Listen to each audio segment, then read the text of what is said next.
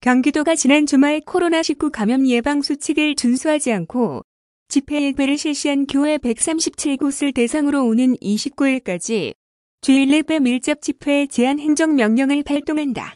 코로나19와 관련해 경기도가 종교시설에 내린 첫 번째 행정명령이다. 김희겸 경기도 행정일 부지사는 17일 경기도청에서 기자회견을 열고 종교계의 자발적 집회 자제와 감염 예방 수칙 준수를 요청했지만 종교 집회를 통한 감염병이 지속적으로 확산됐다면서 도민의 생명과 안전을 보호하기 위해 부득이 미준수 교회에 밀접 집회 제한 행정명령을 발동한다고 밝혔다. 밀접 집회 제한 행정명령은 교회 입장 전 발열, 기침, 인후염 등 증상 유무 체크, 교회 입장 시 마스크 착용, 교회 내 손소독제 비치, 활용, 예배 시 신도 간 이격거리, 유지, 예배 전, 후 교회 소독 실시 등 기존 감염 예방 수칙 5가지에 집회 예배 시 식사 제공 금지, 집회 예배 참석자 명단 작성을 추가해 총 7가지로 이를 지키지 않을 경우 집회가 전면 금지된다. 또 감염병의 예방 및 관리에 관한 법률 제80조 제7호에 따라 300만 원 이하의 벌금을 부과할 방침이다. 아울러 밀접 집회 제한 명령을 위반하고 종교 집회를 개최해 확진자가 발생하는 경우 감염원에 대한 방역비와 감염자 치료비 등 재범 비용에 대한 구상권이 청구될 수 있다. 경기도는 이번 조치가 철저한 방역 대책을 세우지 않을 경우 집회를 하지 못하도록 강제하는 사실상의 집회 금지에 해당한다고 설명했다. 도의 이번 조치는 지난 주말 성남 은혜강교회 등 교회를 중심으로 집단 감염이 발생한 데 따른 것이다. 17일 0시 기준 도내 확진자 수는 265명이며 이 중 종교 집회를 통해 발생한 확진자는 총 71명으로 수원생명샘교회 10명, 부천생명수교회 15명, 성남은혜강 교회 46명 등 교회 예배를 통한 집단 감염이 증가하는 추세다. 앞서 도는 이 같은 상황을 우려해 지난 11일 교회 예배를 통한 집단 감염 발생을 예방하기 위해 도내 기독교 교회 지도자와 긴급 간담회를 개최한 바 있다. 이 자리에서 도는 영상 예배 전환이 어려운 소규모 교회는 마스크 착용, 신도 간 간격 유지 등 자발적 감염 예방 조치를 준수할 것을 요청하고 이를 미준수한 교회는 22일부터 종교 집회를 제한하기로 참석자들과 협의했다. 이에 따라 경기도와 시, 군 공무원 3,095명이 지난 15일 도내 교회 예배 방식을 전수조사한 결과 6,578개 교회 가운데 60%인 3,943개 교회가 영상 예배로 전환했고 집회 예배를 실시한 2,635개 교회도 대부분 자발적으로 감염 예방 조치를 준수하는 등 감염병 확산 방지를 위해 협조한 것으로 나타났다. 그러나 발열 체크, 마스크 착용, 손 소독제 비치, 예배 이격거리, 소독 여부 등 5개 항목 중 1개 미준수 121곳, 2개 미준수 14곳, 3개 미준수 2곳 등 총 137개 교회가 감염 예방 조치를 준수하지 않은 것으로 조사됐다. 김 부지사는 이번 밀접 집회 제한 행정명령은 감염병으로부터 도민의 생명과 안전을 보호하기 위한 불가피한 조치라며 코로나19 일기 극복을 위해 종교계 양해와 협조를 부탁드린다고 당부했다.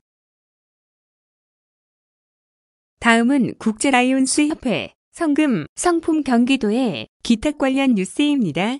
경기 남부 국제라이온스협회가 코로나19 위기 극복을 위해 성금 700만 원과 300만 원 상당의 마스크 2,000장 등 1천만 원 상당의 성금과 성품을 경기도에 기탁했다.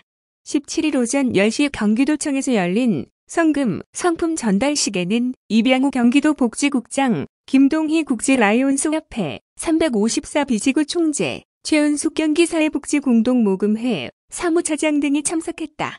국제라이온스협회 경기 남부지구가 기탁한 성금과 성품은 경기사회복지공동모금회로 전달돼 도내 코로나19 취약계층을 돕는 데 사용될 예정이다. 김동희 국제라이온스협회 354비지구 총재는 경기도가 코로나19 지역 감염 확산 방지를 위해 노력하고 계신데 도움이 되고자 회원들과 성금, 성품을 모아 기탁하게 됐다며 경기도에서 시행 중인 사회적 거리두기에도 적극 참여하여 코로나19 확산 방지를 위해 노력하겠다고 말했다. 이병우 경기도 복지국장은 코로나19 극복을 위해 귀중한 성금과 성품을 기탁해 주셔서 진심으로 감사드리며 도민들에게 큰 도움이 될 것이라고 말했다. 다음은 청년기본법 관련 뉴스입니다. 청년기본법이 제정된 지 한 달이 지났고 8월 시행을 앞둔 시점에서 경기연구원은 청년기본법 어디를 향해 가야 하나?를 발간했다. 2020년 2월 제정된 청년기본법은 청년의 권리와 책임, 국가와 지방자치단체의 청년에 대한 책무를 정하고 청년 정책의 수립과 청년 지원에 관한 기본 사항을 규정하고 있다. 청년기본법은 2014년 처음 발의된 후 청년에 관한 종합법률로는 처음 제정되었다. 무엇보다 청년을 취업 문제에 국한하지 않고 행복한 삶을 영위할 권리를 지닌 자로 바라보고 있다는 점에서 정책을 전환하는 중요한 계기가 될 것으로 보인다.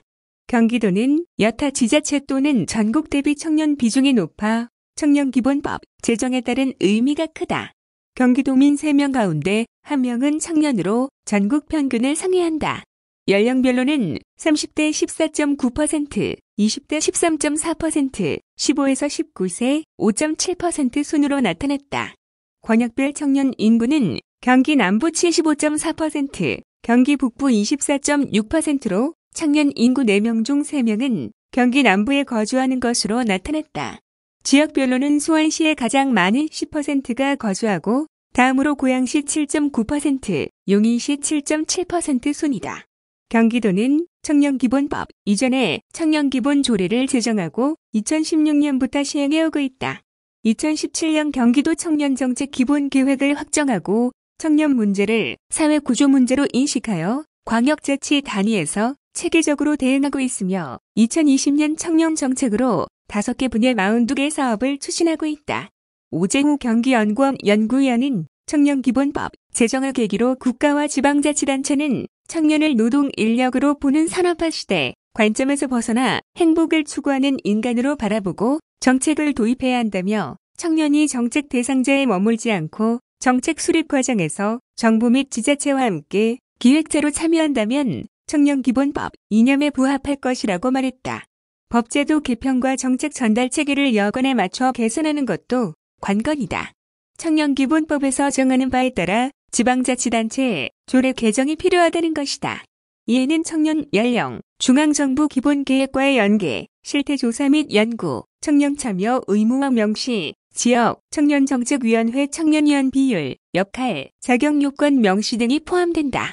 오 연구위원은 또한 광역자치단체는 중앙정부 청년정책 방향을 기초자치단체와 연계하고 온라인을 비롯한 지역 단위 소통 구심점을 마련해야 한다며 지역 실태조사 및 연구에 청년이 함께 참여하여 충분한 수기 과정을 거치는 등 청년의 내실 있는 참여를 위해 정책에 대한 안목을 키우는 과정을 도입해야 한다고 덧붙였다. 다음은 광릉 숲생물권 보전지역 관련 뉴스입니다. 경기도가 올해부터 그간 위탁 방식으로 운영해오던 광릉 숲생물권 보전지역 관리센터를 직영체제로 전환한다고 17일 밝혔다. 이는 올해 유네스코 광릉 숲생물권 보전지역 지정 10주년을 맞아 보다 체계적인 보전과 관리를 추진하기 위한 조치다. 특히 올해는 세계 생물권 보전지역 네트워크 규약에 따라 10년마다 이루어지는 정기평가가 실시되는 만큼 우수한 평가를 받아 명실 공히 세계적인 역사, 문화, 자연, 생태의 보고로 우뚝 서겠다는 계획이다. 이를 위해 광릉숲관리센터 TF팀을 새로 구성, 광릉숲 내 관리센터에 배치해 현장관리 기능을 강화하고 보전, 발전, 지원이라는 생물권 보전 지역의 3대 기능을 한층 더 향상시키겠다는 것이 도의 설명이다. 특히 10주년을 맞아 산림청, 문화재청, 남양주, 의정부, 포천, NGO, 지역주민 등 다양한 기관, 단체와 협력해 함께 가꾸고 보전하는 광릉숲 생물권 보전 지역을 만들기 위한 다양한 정책과 사업들을 추진하기로 했다. 우선 연천임 증강 생물권 보전 지역과 한탄강 세계지질공원 등과 연계해 세계적인 유네스코 국제보호지역을 경기 북부에 구축하는 방안 등을 담은 광릉숲 생물권 보전지역 2021년에서 2025년 관리계획을 수립할 계획이다.